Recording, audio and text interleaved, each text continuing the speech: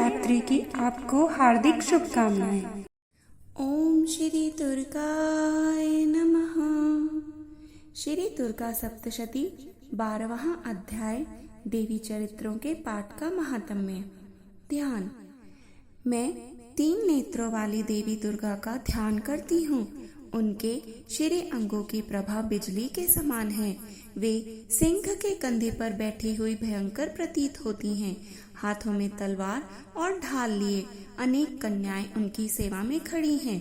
वे अपने हाथों में चक्र, गदा, तलवार, ढाल, बाण, धनुष, पाश और तर्जनी मुद्रा धारण किए हुए हैं। उनका स्वरूप अग्निमय है तथा वे माथे पर चंद्रमा का मुकुट धारण करती हैं। देवी बोली, देवताओं, जो एकाग्रचित होकर प्रतिदिन इन स्तुतियों से मेरा स्तवन करेगा, उसकी सारी बाधा मैं निश्चय ही दूर कर दूंगी।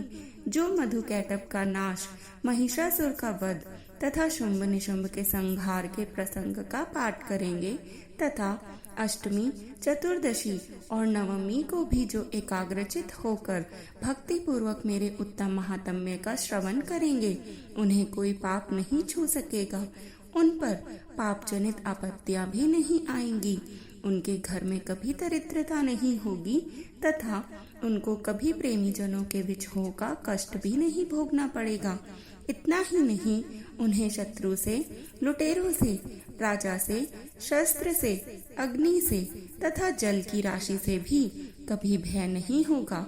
इसलिए सबको एकाग्रचित होकर भक्ति पूर्वक मेरे इस महात्म्य को सदा पढ़ना और सुनना चाहिए।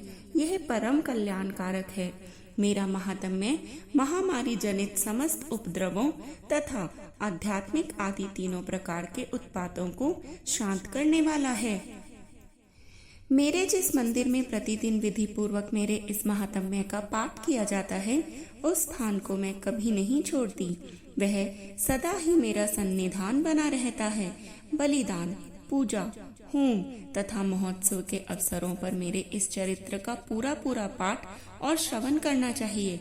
ऐसा करने पर मनुष्य विधि को जानकर या बिना जाने भी मेरे लिए जो बलि, पूजा या होम आदि करेगा, उसे मैं बड़ी प्रसन्नता के साथ ग्रहण करूंगी। शरद काल में जो वार्षिक महापूजा की जाती है, उस अवसर पर जो मेरे इस महात्म्य को भक्ति पूर्वक सुनेगा, वह मनुष्य मेरे प्रसाद से सब बाधाओं से मुक्त तथा धन धान्य एवं पुत्र से संपन्न होगा। इसमें तनिक भी संदेह नहीं है। मेरे इस महात्म्य, मेरे प्रादुर्भाव की सुंदर कथाएं तथा युद्ध में किए हुए मेरे पराक्रम सुनने से मनुष्य निर्भय हो जाता है। मेरे महात्म्य का श्रवण करने वाले पुरुषों के शत्रु नष्ट हो जाते हैं। उन्हें कल्याण की प्राप्ति होती है तथा उनका कुल आनंदित रहता है। सर्वत्र शांति कर्म में बुरे स्वप्न दिखाई देने पर तथा ग्रह जनित भयंकर पीड़ा उपस्थित होने पर मेरा महात्म्य श्रवण करना चाहिए। इससे सब विघ्न तथा भयंकर ग्रह पीड़ाएं शांत हो जाती हैं और मनुष्यों द्वारा देखा हुआ दुस्वप्न शुभ स्वप्न में परिवर्तित हो जाता है। बाल ग्रहों से आक्रांत हुए बालकों के लिए यह महात्म्य शांतिकारक है तथा मनुष्य के संगठन में फूट होने पर यह अच्छी प्रकार मित्रता कराने वाला होता है। यह महात्म्य समस्त दुराचारियों के बल का नाश कराने वाला है। इसके पाठ मात्र से राक्षसों, भूतों और पिशाचों का नाश हो जाता है। मेरा यह सब महात्म्य मेरे सामीप्य की प्राप्ति कराने वाला है। सम्यक प्रकार के पुष्प, अर्घ्य, धूप, दीप, गंध आदि उत्तम सामग्रियों द्वारा पूजन करने से, ब्राह्मणों को भोजन कराने से, होम करने से, प्रतिदिन अभिषेक करने से, नाना प्रकार के अन्य भोगों का अर्पण करने से तथा दान आदि से 1 वर्ष तक जो मेरी आराधना की जाती है और उससे मुझे जितनी प्रसन्नता होती है, उतनी प्रसन्नता मेरे उस उत्तम चरित्र का एक बार श्रवण करने मात्र से हो जाती है। यह महात्म्य श्रवण करने पर पापों को हर लेता और आरोग्य प्रदान करता है। मेरे प्रादुर्भाव का कीर्तन समस्त भूतों से रक्षा करता है तथा मेरा युद्ध विषयक चरित्र दुष्ट दैत्यों का संहार करने वाला है। इसके श्रवण करने पर मनुष्यों को शत्रु का भय नहीं रहता। देवताओं, तुमने और ब्रह्म ऋषियों ने जो मेरी स्तुतियां की हैं तथा ब्रह्मा जी ने जो स्तुतियां की हैं, वे सभी कल्याणमयी बुद्धि प्रदान करती हैं। वन में, सूने मार्ग में अथवा दावानल से घिर जाने पर, निर्जन स्थान में, लुटेरों के दाव में पड़ जाने पर या शत्रुओं से पकड़े जाने पर, अथवा जंगल में सिंह, व्याघ्र या जंगली हाथियों के पीछा करने पर, कुपित राजा के आदेश से वध या बंधन के स्थान में ले जाए जाने पर, अथवा महासागर में नाव पर बैठने के बाद, भारी तूफान से नाव के डगमग होने पर और अत्यंत भयंकर युद्ध में शस्त्रों का प्रहार होने पर अथवा वेदना से पीड़ित होने पर, किम बहुना सभी भयानक बाधाओं के उपस्थित होने पर जो मेरे इस चरित्र का स्मरण करता है वह मनुष्य संकट से मुक्त हो जाता है। मेरे प्रभाव से सिंह आदि हिंसक जंतु नष्ट हो जाते हैं तथा लुटेरे और शत्रु भी मेरे चरित्र का स्मरण करने वाले पुरुष से दूर भाग जाते हैं। ऋषि कहते हैं, ऐसा कहकर प्रचंड पराक्रम वाली भगवती चंडिका सब देवताओं के देखते देखते वहीं अंतर्ध्यान हो गई।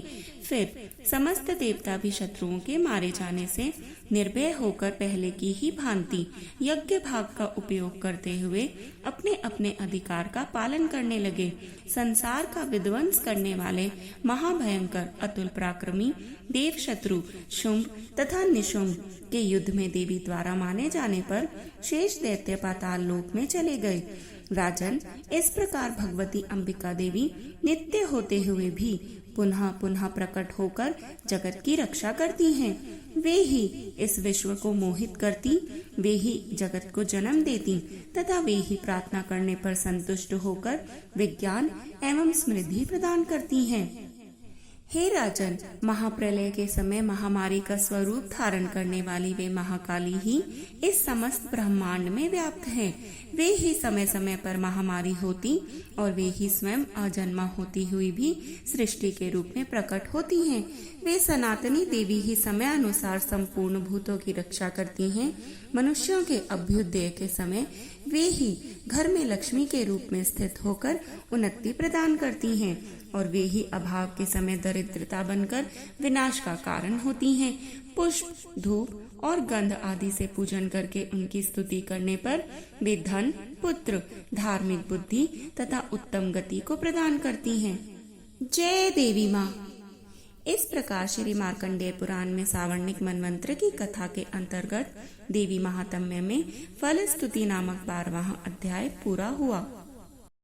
ओम श्री दुर्गाय नमः।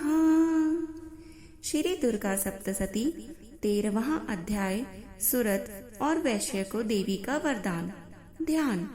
जो उदय काल के सूर्य मंडल की सी कांति धारण करने वाली हैं, जिनकी 4 भुजाएं और 3 नेत्र हैं तथा जो अपने हाथों में पाश, अंकुश, वर एवं अभय की मुद्रा धारण किए रहती हैं, उन शिवा देवी का मैं ध्यान करती हूँ। ऋषि कहते हैं, इस प्रकार मैंने तुमसे देवी के उत्तम महात्म्य का वर्णन किया जो इस जगत को धारण करती हैं। उन देवी का ऐसा ही प्रभाव है। वे ही विद्या उत्पन्न करती हैं। भगवान विष्णु की माया स्वरूपा उन भगवती के द्वारा ही तुम, ये वैश्य तथा अन्य अन्य विवेकी जन मोहित होते हैं और आगे भी मोहित होते रहेंगे। महाराज, तुम उन्हीं परमेश्वरी की शरण में जाओ। आराधना करने पर वे ही मनुष्यों को भोग, स्वर्ग तथा मोक्ष प्रदान करती हैं। मार्कंडेय जी कहते हैं, क्रौष्टुकी जी, मेधा मुनि के ये वचन सुनकर राजा सुरथ ने उत्तम व्रत का पालन करने वाले उन महाभाग महर्षि को प्रणाम किया। वे अत्यंत ममता और राज्यापहरण से बहुत खिन्न हो चुके थे। महामुने, इसलिए विरक्त होकर वे राजा तथा वैश्य तत्काल तपस्या को चले गए और वे जगदम्बा के दर्शन के लिए नदी के तट पर रहकर तपस्या करने लगे। वह वैश्य उत्तम देवी सूक्त का जप करते हुए तपस्या में प्रवृत्त हुए। वे दोनों नदी के तट पर देवी की मिट्टी की मूर्ति बनाकर पुष्प, धूप और हवन इत्यादि के द्वारा उनकी आराधना करने लगे। उन्होंने पहले तो आहार को धीरे धीरे कम किया, फिर बिल्कुल निराहार रहकर देवी में ही मन लगाए एकाग्रता पूर्वक उनका चिंतन आरंभ किया।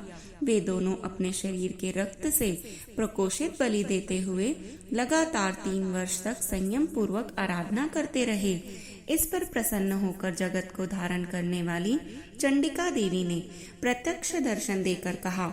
देवी बोली, राजन तथा अपने कुल को आनंदित करने वाले वैश्य, तुम लोग जिस वस्तु की अभिलाषा रखते हो वह मुझसे मांगो, मैं संतुष्ट हूँ, अतः तुम्हें वह सब कुछ दूंगी।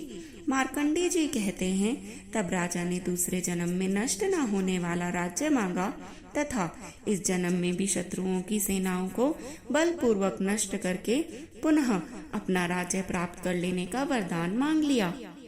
उस वैश्य का चित्त संसार की ओर से खिन्न एवं विरक्त हो चुका था और वे बड़े बुद्धिमान थे, अतः उस समय उन्होंने तो ममता और अहंता रूप आसक्ति का नाश करने वाला ज्ञान मांगा। देवी बोली, राजन तुम थोड़े ही दिनों में शत्रुओं को मारकर अपना राज्य प्राप्त कर लोगे। अब वहाँ तुम्हारा राज्य स्थिर रहेगा।